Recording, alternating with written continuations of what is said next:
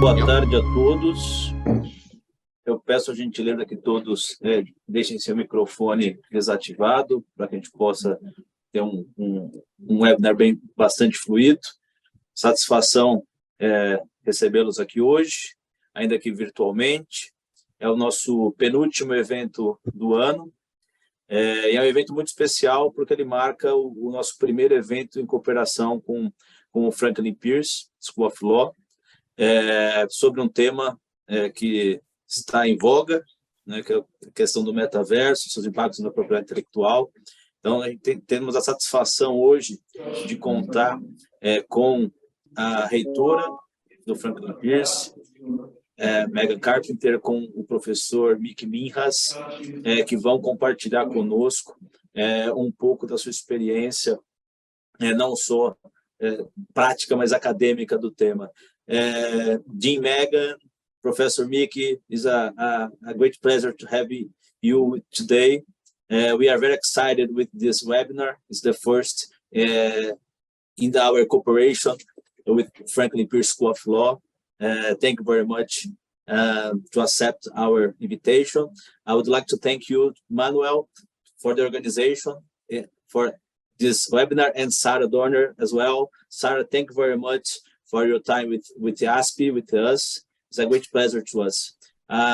Eu vou transferir a palavra para a Sarah, fazer uma pequena apresentação, e depois o Manuel que vai conduzir e moderar os trabalhos. Sarah, is with you the word. Thank you. Thank you, Danielle. I will be brief. I just want to thank you and Manuel for having us here today. We are thrilled to partner with you and to be here today presenting to your audience. And so thank you on behalf of UNH Franklin Pierce. And Manuel, I'll turn it over to you to start the substantive part of the webinar. So good afternoon, everybody. Welcome to our webinar on metaverse and intellectual property. There are different types of virtual worlds which are created by simulators of the physical world environment. For some time, there existed software and websites that recreated the physical world with two dimensions features, where the interaction by the end users was done with navigation resources. As of now, there are software and websites that are capable of recreating the physical world with three-dimension features, where the interaction by the end user is done through immersion. This is the so-called augmented reality. The end user participates through telepresence and is represented by avatars. The metaverse, being a new dimension of the digital environment, raises complex issues in the areas of intellectual property. These issues include copyright issues, use of trademark, patents, as well discussions arising from carrying out transactions with virtual digital assets, such as NFTs, already present in the current virtual digital world. We conclude that there is a great variety of issues to be addressed. In this webinar, Professors Megan Carpenter and Nikki Minhas will today discuss these topics in dialogue with listeners. Megan Carpenter is Dean of the University of New Hampshire Franklin Pierce School of Law, which has been a top 10 school in intellectual property for over 3 decades. She is an internationally recognized leader in intellectual property, technology, and education. Her track record includes significant accomplishments in development of the new revenue streams, product and service innovation, program building, policy, and diversity and inclusion. Como que faz Machado? Writes in the area of intellectual property and innovation, including the book Evolving Economies, the Role of Law in Entrepreneurship and Innovation.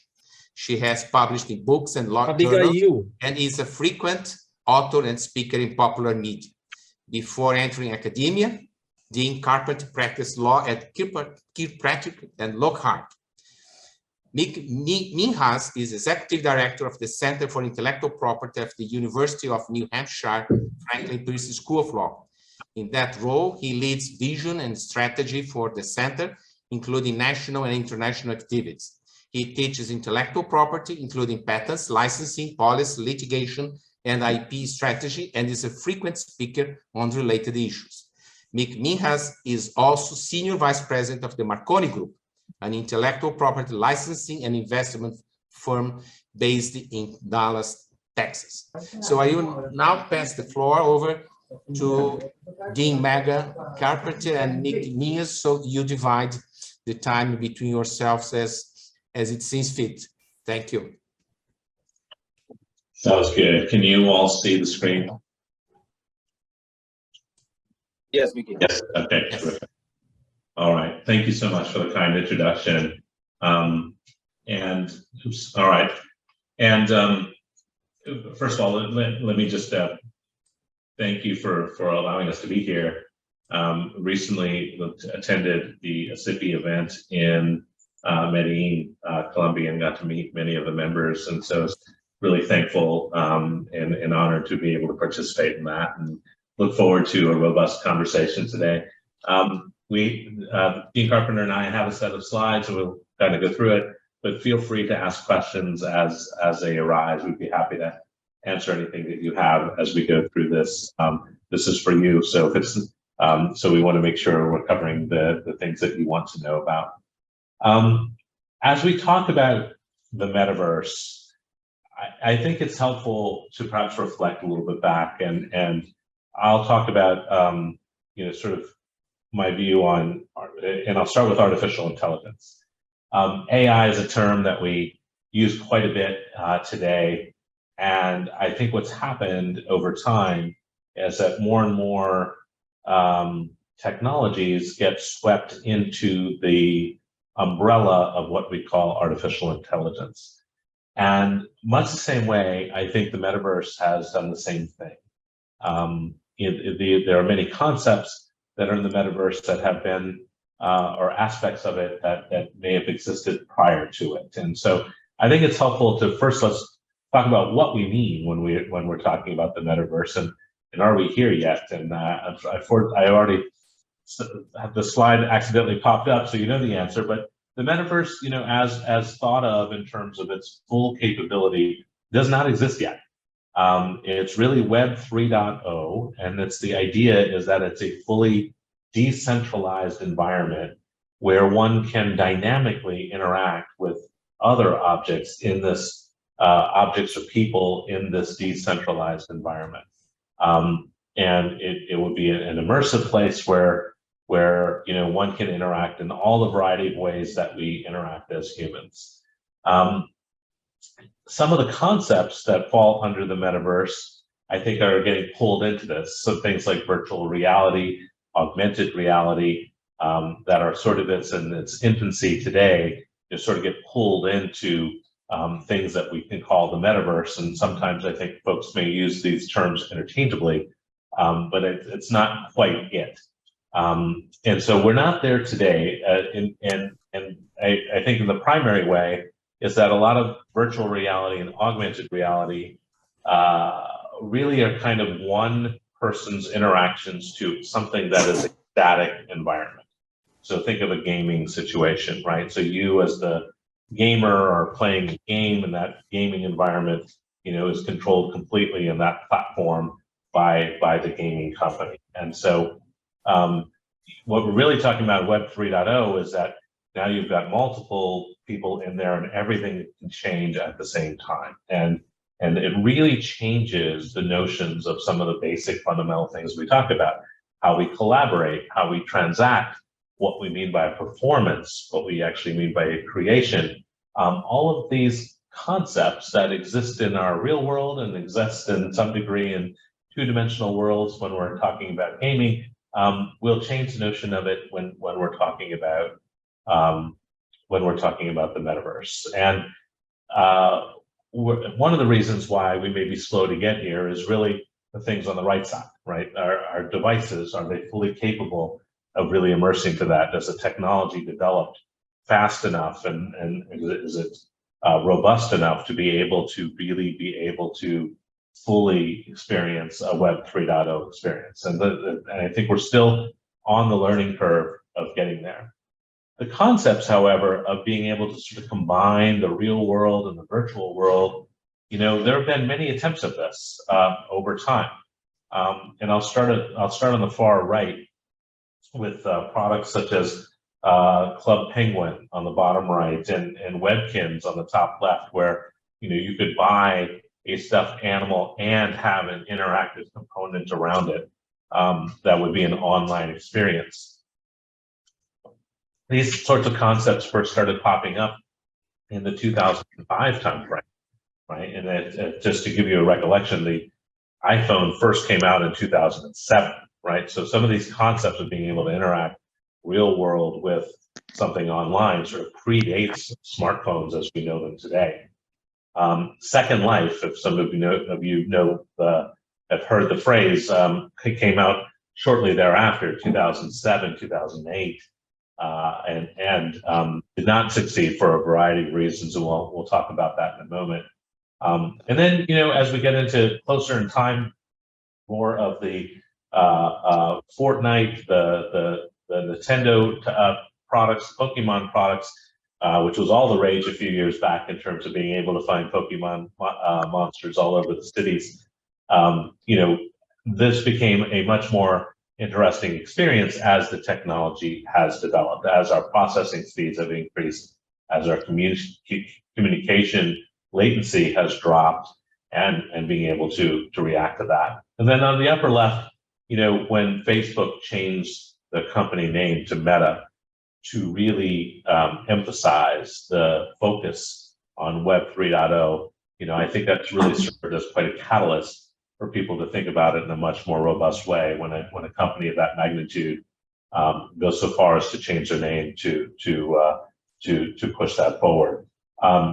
Meta, first started in this space by purchasing a company called Oculus back in 2014 for, I believe, around $2.3 billion, and really started, the AR, VR type of experience in that space. And my own background, having worked at Microsoft, HoloLens came around in that same time frame, and really started pursuing AR and VR types of environments that we now call the metaverse.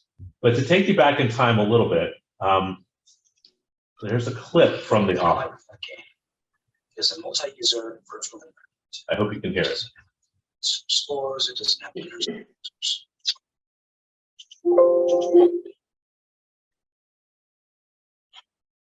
Or that losers.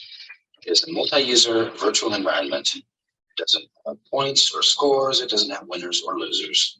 Or it has losers. I signed up for Second Life about a year ago. Back then, my life was so great that I literally wanted a second one. In my second life, I was also a paper salesman, and I was also named Dwight. Absolutely everything was the same, except I could fly. Okay, a terrific clip from the Oculus in that time frame, and you can see that many of the concepts existed existed many years ago in terms of being able to interact in a virtual world and give ourselves characteristics that defy physics. And in Dwight's case, being able to fly, and be able to have a different type of experience in that environment. Now, Second Life did not take off, and it did not take off for a number of reasons. I think one, again, back in the time frame, 2008, processing speeds were much slower. The interfaces were very cumbersome. The primary interface for Second Life was the PC, not the mobile device. So it required, sort of more of a static environment where you're sitting in front of a computer. And further, the programming languages that was used for Second Life was unique to Second Life. And it was really a hard and steep learning curve for others to be able to program in Second Life. And I think that's one of the bigger things Web 3.0 is where a lot of the standard programming languages are being used. People are already familiar with it, and it's decentralized and more accessible to everybody. So the barrier to entry, just to learn how to use it, as well as the shortcomings in the hardware at the time, I think did a lot in terms of not allowing Second Life to really fulfill its potential. Mickey, I think that's such a great point. And to, in addition to the programming side, I think from the user experience side too, it was similarly clunky and hard to use. So it didn't fully realize its potential. There are probably two points I'd like to raise with regard to this context that you have so astutely set. One is that from the academic standpoint, I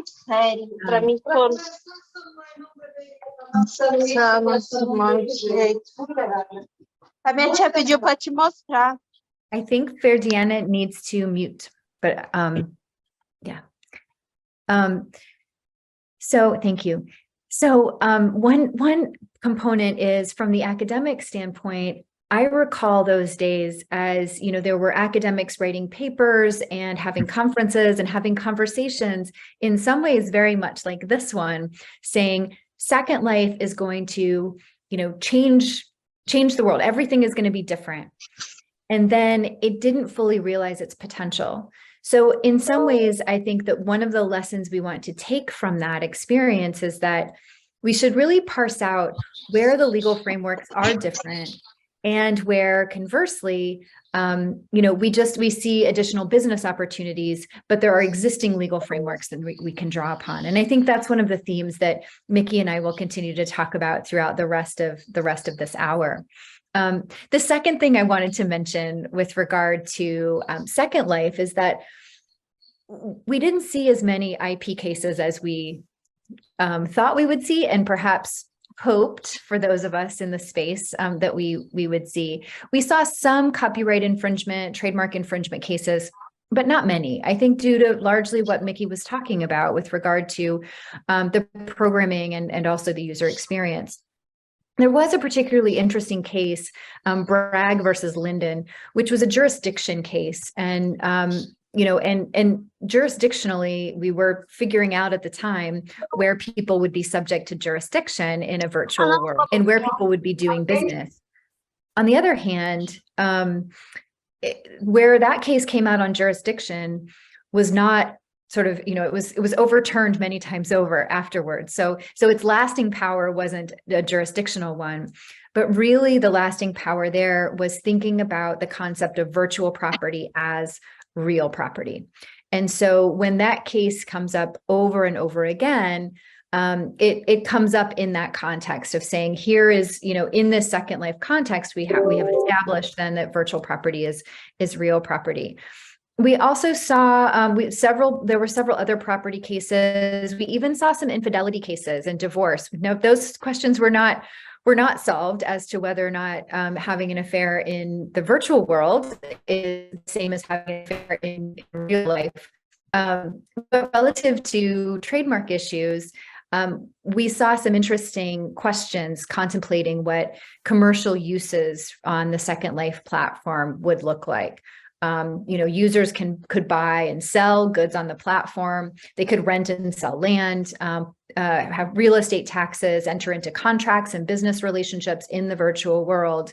And so it did provide a foundation for us at the time to see what use in commerce might look like in a virtual world. Let's go ahead and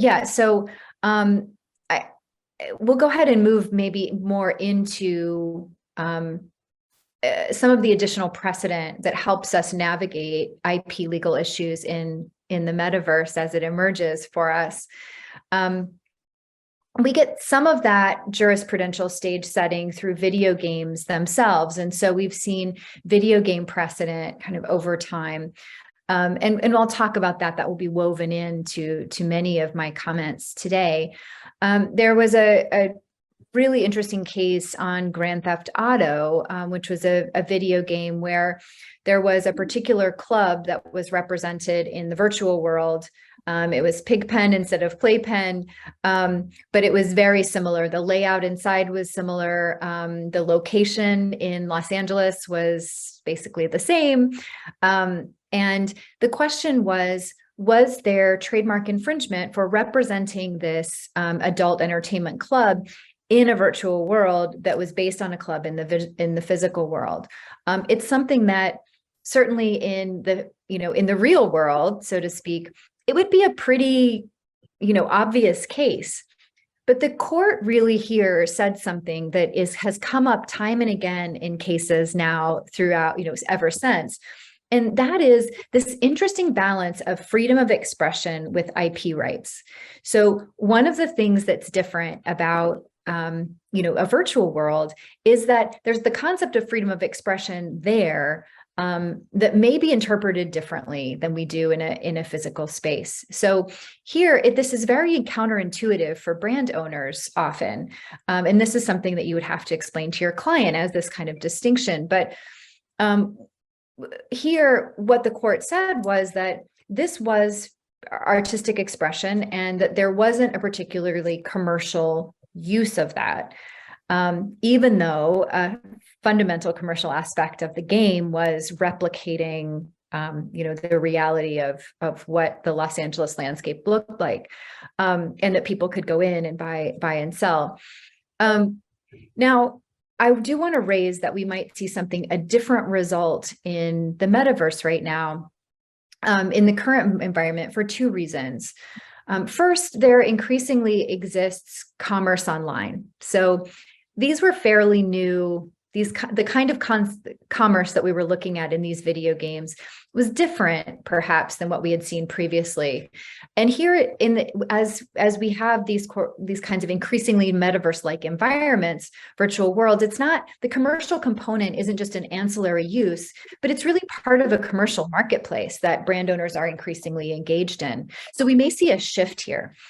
Second, brands increasingly have a presence in the metaverse. So we're seeing that more and more with brands having their own space. And consumers are perhaps then more likely to be confused because they would assume licensing or branding relationships there.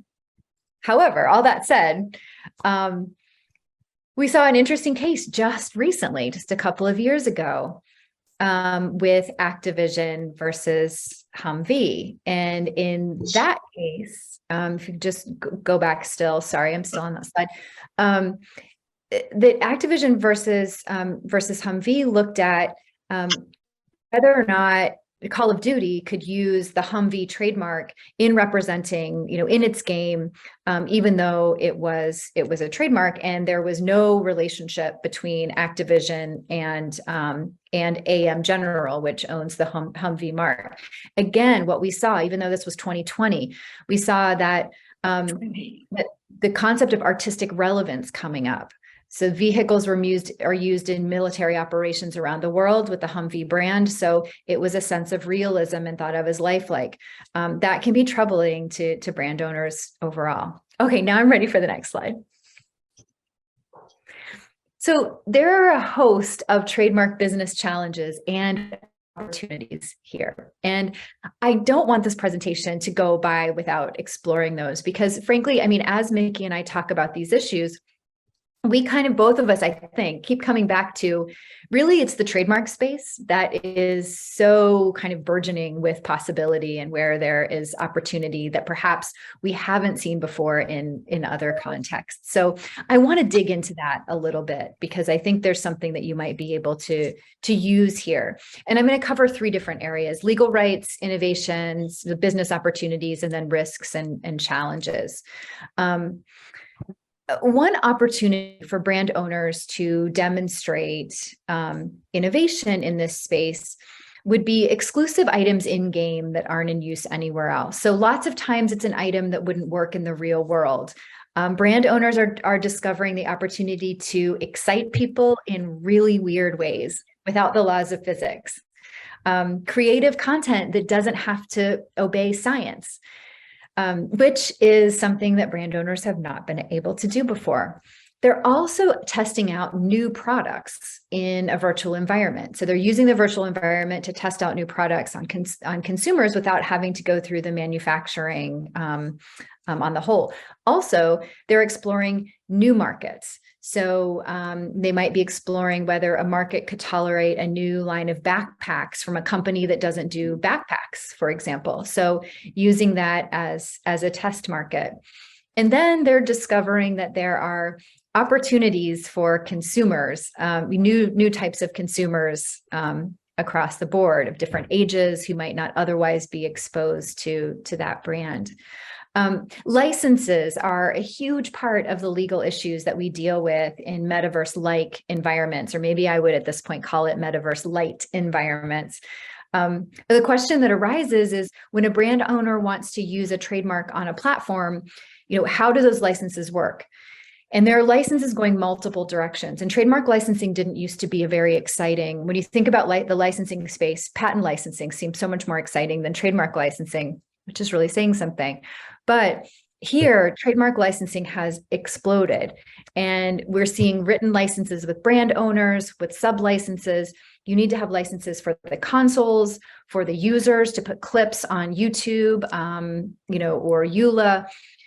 Users need to be able to play in tournaments and things like that too. So there's an additional kind of use of the brand by users and user-generated content that we haven't seen before. And a trend that I would say that I'm seeing across the board as I talk with brand owners in this space, we're seeing new movements of where brand owners are being less restrictive about how other people can use their brands. And I think we're seeing that as an overall cultural shift. And you, as you're representing clients who are kind of used to if they're used to the old way of doing things, this may be an uncomfortable space. So this is when, lawyers are called upon to do the kind of counseling element that they need to do to help them understand this kind of cultural shift. So I want to be really practical here and just think about what terms you should look out for, brand owners should look out for when they're interacting with a platform. And so I'm going to list a few of those just and check the box so that you can be thinking about those as you are working through agreements. Terms related to licensing. We already talked about that. Pay attention to how platforms are treating user-generated content, or UGC. How are they dealing with infringement? What are their takedown policies? That's critical, because when it comes to monitoring in virtual worlds is not the same as monitoring for trademarks in the physical world. The metrics aren't there yet. The search companies aren't there yet. And so how individual platforms deal with infringement can be really important, because you're going to be dealing with them kind of one-on-one. What rights are people getting? Do people like Second Life have rights to whatever IP they create on the platform, or where, and Mickey, I think, is going to touch on this too, sort of who owns the rights, who has the data, who's getting all that information, and what are they able to do with it? And so with all of those categories, when it comes to rights acquisition, I would say the approach right now, and I'd be interested if any of you are hearing differently, the approach seems to be better safe than sorry, that if you're going to be active in the metaverse or in virtual worlds, you need to file in every possible class. So in addition to whatever goods you're producing, you want to file also in classes like 9 and 35 and 41. just to be safe. So I think maybe let's switch slides, and I'll see here if we can talk about maybe partnerships. So could you play this video? Nikki, thanks.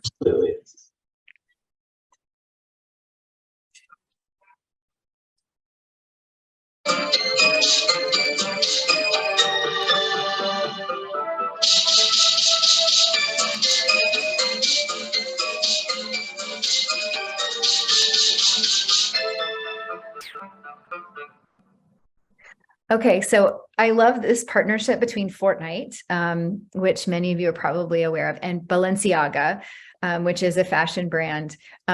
Two things that might not, you wouldn't particularly think of as going together. However, I was sort of confronted with this idea of a new market when that's okay. I could just watch it over and over. It's more interesting than what I'm saying anyway. So my 9-year-old, well, he's 10 now, but he was 9 at the time.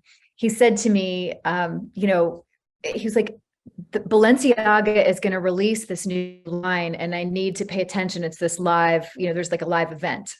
And I thought, what? Like, he's not, he's your typical 9-year-old. He was not particularly fashion conscious.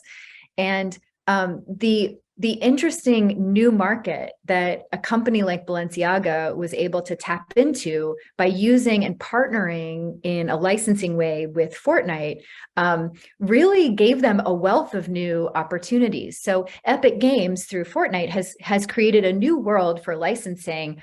And I think that presents opportunities for brands. However, here's my cautionary tale. Players want to be players. So they don't want to see traditional product placement. They want to be playing the game. They want the licenses from third-party brands to do something else, having live events, doing things that engage audiences and sparking excitement, not just kind of your standard product placement like you would see. And this is particularly important because in recent studies have shown that 70% of teenagers trust influencers more than traditional celebrities.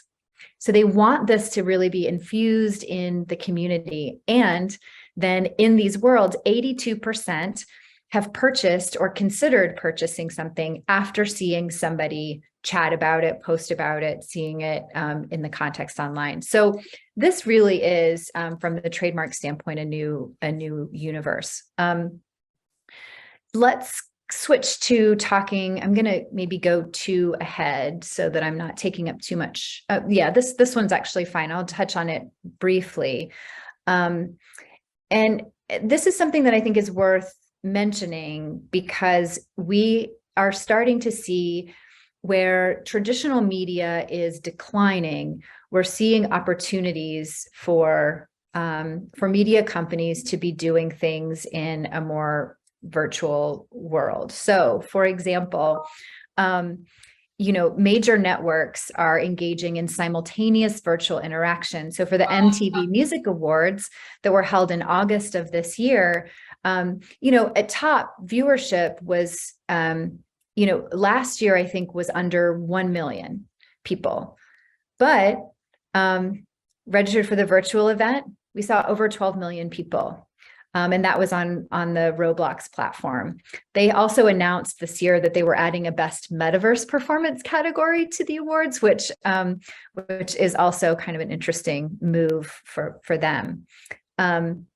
Okay, a couple of quick cases I'll mention before we move on. Or one would be, we already talked about the Humvee case, but I do want to mention another one with the artistic relevance component, Pellegrino versus Epic. And I'm not sure if you're aware of that, but it's a case that it was a saxophonist who went viral for his particular dance moves, Pellegrino, and he sued Fortnite saying that they featured a sax player that copied his moves. And so in a decision that seemed kind of contrary to what we would typically see in the physical or real world, the right of publicity, the trademark claims were dismissed and only allowed the false endorsement to go through. So we are, and that was a fairly recent case. So we are still seeing this kind of tension between artistic expression and commercial use, which can cause tension for brands. All right, now let's move on to talking a little bit about entertainment. Entertainment has the entertainment industry in many ways has been leading the way in this space. So if you're looking for models, if you're looking for if your clients are looking for additional opportunities, I would kind of use an entertainment industry by analogy to think about how they might be paving new paths and creating opportunities for businesses that are not conventionally in the entertainment industry. So I'll mention a few ways that the Metaverse Lite is transforming the music industry and some established legal frameworks that have undergirded it, the legal implications there. So, one thing that we see all the time these days are these live events with avatars interacting and performing in a virtual venue, which again can defy the laws of physics. And permits. You don't need all the permits for pyrotechnics and gravity and all those things that can cause lots of problems, which is exciting to performers. There are also negotiated agreements within platforms, for example, with like a walled garden. So you have these agreements that you would be exclusive to that space. You can see that with the Rift Tour, for example, that I have an illustration of here. You also can expand the technical aspects of production through augmented reality. Now, again, sort of the counterpoint to this is the cautionary tale. And one thing I'd like to tell you is that rights clearances can be much more complicated here than they typically are in 5 ways. With artist management and recording rights, song and composition rights, and Mickey's going to touch on this because he's going to talk about contracts and some of the ways that contracts may or may not accommodate some of these things that we're thinking about now. And I think music is such a great example of that because song composition rights, management and recording rights, video entities that are powering productions, the choreography, the content, technical and digital artists that are involved in creation, all of these things are sort of, may not be accommodated in your standard agreements. And so if we're drawing on agreements from the past, we may need to take a second look at those. Okay. So AI, I will just touch on this and I'm gonna hand it back over to Mickey. But AI is an important consideration. Earlier I mentioned that the tech surrounding Metaverse really can change our notions of basic creation and opportunities for collaboration, and presents opportunities for artists, like we've seen, but also significant challenges. So, for example, content can be created without content creators, and whether that is, are the chatbots that are now writing, you can tell them to write a brief on the Metaverse and they would write a brief on the Metaverse, or we're thinking of, the content that will, you can instruct an AI tool to, create a painting based on this style, or, rap artists that are becoming popular with kids that are not actually real. Those questions kind of all start to push the boundaries in the entertainment space as well. And one of the things, a couple of things I'll mention is just that we need to contemplate sort of data as an overlay for every aspect of the virtual world, and that machine learning technologies are going to be assembling and analyzing and using that data. And in that context, IP is going to be really pervasive. So I'm just gonna pause there and hand it over to Mickey. I could talk forever about all this stuff, but I promise I won't. So I'll talk about artificial intelligence in a slightly different way, and more in the practical sense of follow the dollars. When artificial intelligence is effectively insights that are being brought by a volume of data, training data, and how it interacts with the user. So to me, like a number of the issues that really pop up in here is who owns the data that one will be drawing from to make the artificial intelligent insights to serve up the ads to the individual for whatever purchases are there. Right? There's a reason why Facebook and Microsoft and Google and Amazon are all clamoring and providing tools for easy develop on the metaverse, right? Because these are all the big cloud companies that will house the data and will therefore be being able to provide the artificial intelligence insights associated with it. But the questions around who owns that data and who owns the rights to that data, is that data democratized and somehow the users are able to access it, or is it privatized amongst the 3 or 4 large cloud companies? These are still unanswered questions. So I would suggest, as you're advising clients and navigating the space, the follow the dollars signal will usually lead you to the right place as to where this is. And so there's a bit of a gold rush here to have it on your platforms, as because the rights will sort of flow with where the data resides, and that's where I think a lot of the issues will end up being. In the interest of time, I'm going to fly through a few of the other intellectual property topics as they intersect with the metaverse. I'll start with patentability. I think patentability, at least in the United States, well, in Europe as well, will continue to struggle with subject matter eligibility, whether it's inventive or not. And as you move away from the physical world and real things that are being manipulated in an inventive way into one of a virtual world, you run into issues of subject matter eligibility. And the limits of that might be best by the Planet Blue Activision case, the McCrow case. And this was the case, if you recall, some years back, which was about lip syncing, essentially.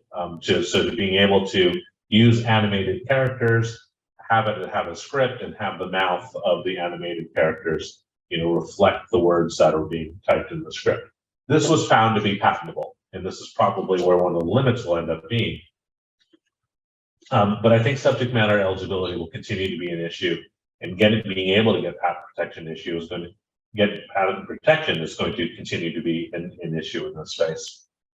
I think another area where patents are really going to intersect are all the underlying enabling technologies that are going to allow the user to interact with the metaverse. So the areas around connectivity, whether that's 5G, 6G, Wi-Fi 6 is the latest one, all those underlying technologies that decrease latency, increase the video acuity, allow for that connectivity to be as real time as much as possible. Those are currently areas of dispute in the mobile space. They're areas of dispute in a number of IoT spaces, and there will likely continue to be disputes in the metaverse as well. And Megan briefly mentioned contracts, and this reminds me a little bit of earlier in my career. I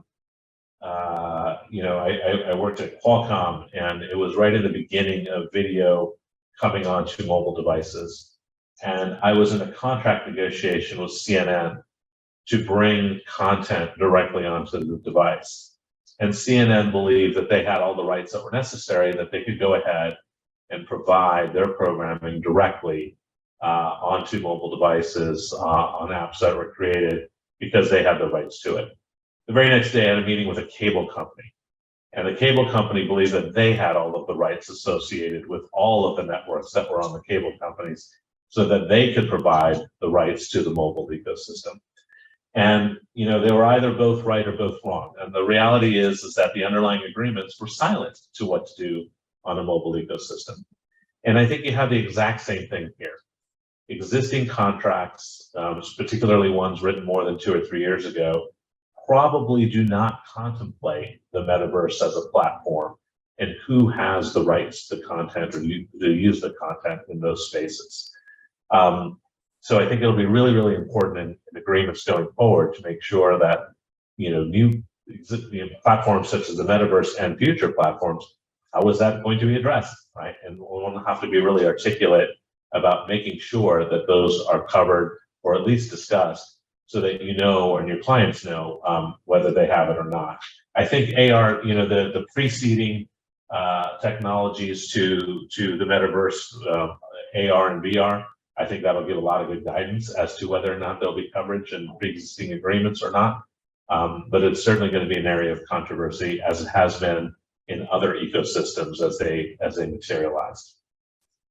Some of the other areas, you're seeing in some, I think we've all been guilty of the picture on the left. You're walking down the street with your head on your mobile phone and not necessarily knowing exactly what's in front of you. Imagine what that looks like when you're on the picture on the right, and now you're fully immersed in a AR or a VR environment, and you're out on the public streets. So I think there'll be issues around this that will need to be worked out and solidified. And staying with the virtual reality person, the product's liability piece to it. Let's take a look at this person's headset right over here, right? All of the electronics are housed in that frame right around the black piece, right? So the lighter colored pieces. So imagine basically the contents of your cell phone, right? A battery, a modem, graphics processors, microphones, RF communications, all of that is sitting right in your temple area, in your forehead area. And the early versions of this, those batteries get hot. The heat has to dissipate somewhere. Many of you, I'm sure, have had your phone, recognized as being, wow, why is my phone so warm right now? So you can imagine when the processors and the graphics are running, but now you're on someone's forehead and doing those types of product liabilities that may arise. Of course, as technologies improve, as the power drops, as we move to 6G, as we move to Wi-Fi 6, consumes less power, hopefully some of these issues will go away. And frankly, these are some of the biggest hurdles right now in getting the hardware to an acceptable place, are these very real mechanical issues of things like how to get rid of the heat when you have all these graphics processors running continuously to provide the interactive video that the person has. Where will it go next? That's the beauty of having user-generated content, right? When you have a billion people creating content for it, it can go in all sorts of directions, some of which could be anticipated, many of which will be unanticipated. And there will be a host of new legal issues to address when these come up. And what we're trying to do here is just give you some guiding principles of how to think about it, how to frame it. There'll be many issues of first impression, and we'll have to figure out the law and create the law as we go along. We have about 7 or 8 minutes left, and would love to entertain any questions that you may have. Have you finished? Can we go to some discussions now? Yes. Yeah, please. This is for a question and answer at this point. Yeah, I don't see any questions, but I have an issue which I would like to bring to you, which is particularly true with respect to copyright contracts, since you mentioned contract interpretation. And in civil law jurisdictions, the rules of interpretation of contract in copyright, licensing, or assignment are very restrictive. As you mentioned, pre-existing contracts most likely do not contemplate using Metaverse. However, many of those contracts have a broad language, such as conveyance of the right to any and all uses, whether existing or created in future. So although Metaverse is not specifically mentioned, it's a broad clause intended to cover all future use, all use. Well, in the civil law countries, as I said, we have a restrictive rule of interpretation. For instance, in our law, a copyright assignment does not cover types of exploitation of a work which did not exist at the time of the assignment. In French law, for instance, the type of use which is conveyed, licensed, has to be specifically mentioned. So the question which arises is, will such broad clauses be enforceable in the sense that we will include the metaverse use? Well, my question is I'm curious to know how this would be interpreted in terms of the US laws. Will that narrow construction principle be applied, or because, as you know, many of the agents, of the players who will be in the metaverse have pre-existing contracts. So what they do with those contracts, can they use the materials or cannot?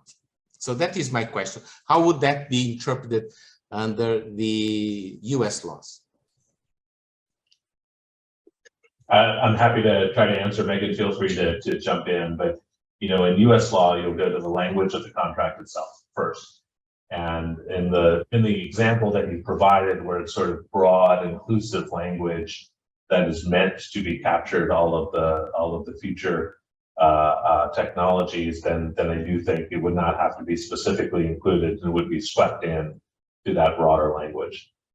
That being said, there's always two sides to every argument, and I think one would have to really go to, but what was the intent at the time of that agreement? Was it really to have everything swept in? And that would often be a factual inquiry to determine what that intent was. But generally speaking, I think if you go to the letter of the agreement first, and that would be the first place to look, and then that would be the presumption that would have to be rebutted by a counter argument.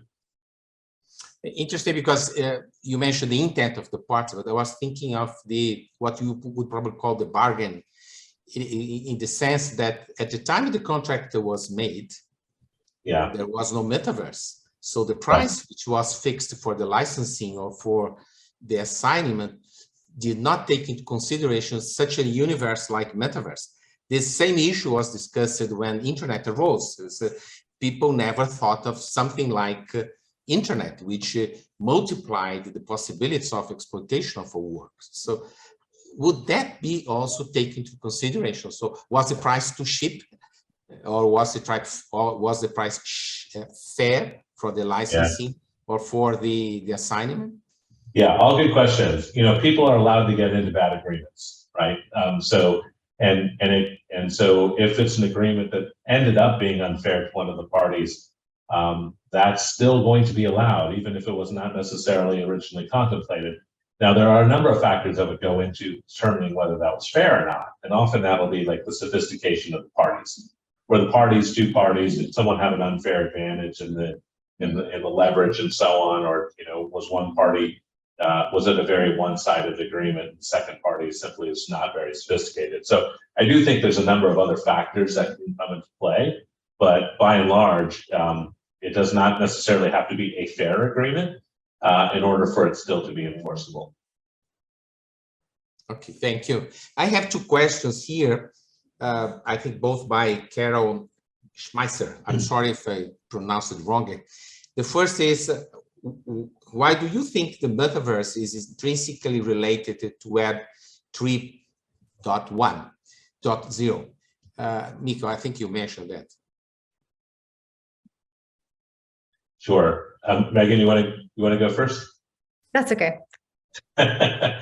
I mean, I can take it if you want. Either one. Yeah. Well, as I said in the very beginning, I think the definition of things that we call the metaverse has sort of morphed over time, and are bringing more and more things into it. So things that we called AR and VR 4 or 5 years ago are now being called part of the metaverse. And so that's why I tie the metaverse. I think of it as more a purely dynamic point of view. It's sort of a many-to-many interaction on a distributed platform. And I don't think we really have that today. I think we have more singular platforms that people are interacting with, or maybe in a gaming scenario, there may be multiple players interacting in a single gaming environment, but it's not sort of a multi-environment thing as contemplated. That's why I tie it to Web 3.0. But again, people do have different interpretations of the term metaverse, and it can mean different things to different people. Thank you, Mick. I skipped the Osler question. The question is, one thing I haven't seen addressed is the interoperability nightmare that will occur between different platforms. I think that's for you again, speaking.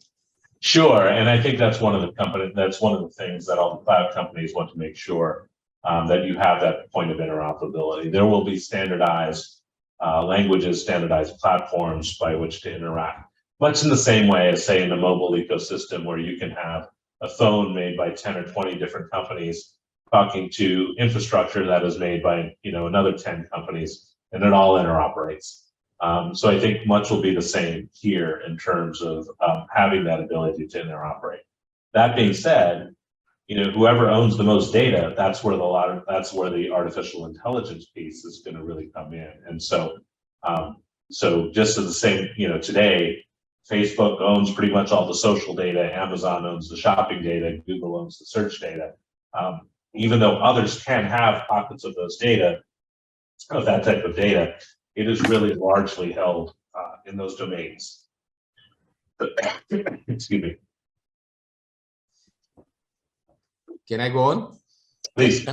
Ana Carolina question is, do you think that some of the patents filed worldwide in connection with metaverse describe an intangible object, a purely abstract concept, or a way of doing business? Well, certainly some of the patents, right? And I think it comes down to specificity of, is there really, I'll use European language, is there a technical effect going on, right? And so if you look at the Planet Blue Activision case, purely, text to an animation, it can only exist in an animated world. It is found to be subject matter, it is found to be eligible from a subject matter eligibility perspective. You still have to have novelty and inventive step, of course, but from a subject matter perspective, it was determined not to be abstract. That being said, a lot of the patents that have been in the gaming environments, winning prizes and reward systems and so on, many of those have failed under Alice after 2015. There is another question of patent by Vicent. His question is, I'm wondering whether we could have a product that exists in metaverse but not in real world. Could it be patentable soon? Yeah, I'll go back to the animation example. I think that's a good example of one that exists only in an animated environment and not in the real world. So yes. Valdir raised the hand. Do you want to raise a question, Valdir? Yes, please. Thank you, Manuel. Please go ahead. Just a short question on enforcement of IP rights in a metaverse. We in private practice think that that's one of the main issues in the future. We've done search and seizures in the brick and mortar stores, and recently we've done a lot of enforcement online. The platforms have takedown notice systems. I wonder if any of the metaverse platforms also have takedown systems, tools, and if you have used them, and if you can mention which ones you used and how effective they were. I'll cover this briefly, and because I know we're just about out of time. But the real upshot here is that there isn't the kind of enforcement takedown mechanism, on these platforms that they're, within the context of metaverse or metaverse light, that we see in, in other contexts. And so what you're dealing with is sort of more platform to platform, especially when it comes to Decentraland and sort of places like that. What I'm hearing from brand owners is that generally the platforms are very cooperative at this point, so that it has not, there's a potential for a huge issue because there isn't this kind of centralized system yet for monitoring and enforcement, and you can't do the same kind of monitoring that you would otherwise. You really have to rely. So anyway, you have to deal with platform by platform. But one of the mechanisms that I'm seeing brand owners use that is most successful is that they're having people kind of in the community that they have to play. So they really need to engage in the community to be able to find out about different issues for enforcement. And that's a new space for brand owners to be in. And you hear that from platforms time and again. They'll say, if you want that it's that kind of engagement, and then advertising partnerships and things like that help ferret out some of the issues. But you're right. I mean, it's a big problem, and it has the potential to become even bigger. I do know that there are a couple of companies that are starting to try to figure it out, to be able to do broad monitoring across platforms. And so we'll see what comes of those. But I imagine that's there's the technological question and then there's a legal question. So legally, the rights are clear. Technologically, is sort of architecturally, that's where we need development. And I expect that will happen in this space. It's just a matter of time. Thank you. Thank you, Megan. This event was intended to last for 1 hour, but we still have 2 questions pending. Can we briefly address them? Sure. Yeah, the one is by Carol Schmeisser. She said, could you briefly refer to trademark infringement in the MV? How do you think it could configure it? Does it make sense to protect goods in a virtual space? Yeah, I'll try to comment on this quickly. I think one of the most challenging components historically in this space has been, with regard to trademark infringement, is with regard to use in commerce, and whether use in commerce, whether use in a virtual world is in fact use in commerce. I think that is resolving to where use in commerce now, the more commerce that happens in that virtual world, the more that use in commerce becomes clear. The second hurdle, I would say, there is a question of whether there'd be some assumption of affiliation or sponsorship. So trademark infringement really hinges on likelihood of confusion. And so it's not just likelihood of confusion as to whether one brand owner is really another brand owner, but also whether there's some connection between brands, whether there's you assume that there's an affiliation, you assume that there's a sponsorship. And so in that context, I mean, I think there's still some work to do for brand owners, but I think that culture is evolving and developing. I will be interested to see if the cases are slower than the culture to evolve. So still those cases that we talked about, whether it's, from those early Grand Theft Auto case to thinking about, the epic cases regarding the saxophonist or regarding Humvee, whether those cases sort of are lagging in the development of keeping up with those cultural norms. So there's, I think that's the tension that we're going to see. The last question is by Tais. What about competency of jurisdiction with regard to territoriality, where the issue should be solved in Metaverse? So I suspect it'll be much like what we've seen in the internet, right? If the platform is accessible in a given jurisdiction, it's marketing in that jurisdiction, it has customers in that jurisdiction, that will be a competent jurisdiction to address that issue. So much like the internet, one sort of avails themselves to all the various markets, and I suspect that's where this will land as well. Thank you.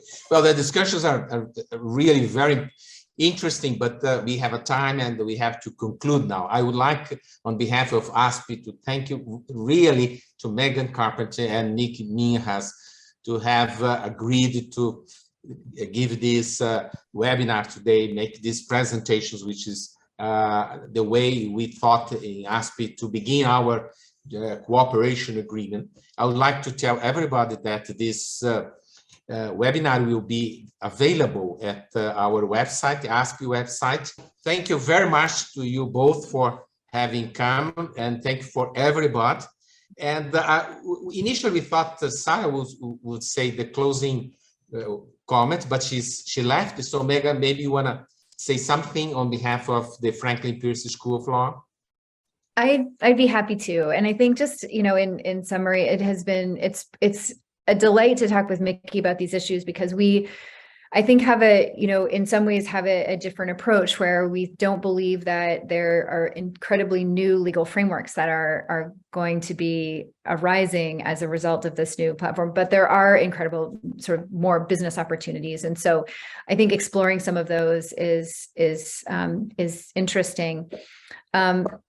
What I'd like to just encourage all of you, at UNH Franklin Pierce, we have some fabulous alumni across Latin America, and we are so happy to be building additional relationships. And one of the things that Mickey mentioned, last week we were at a SIPI, and there we were announcing scholarships for multiple programs of ours, our summer program and our master's program, both online or in person. And even a USJD. And so we're really committed to investing across Latin America to make sure that we're doing our part to make a top legal education in IP accessible to people wherever you are. And Mickey in particular plans an IP Summer Institute in the summers.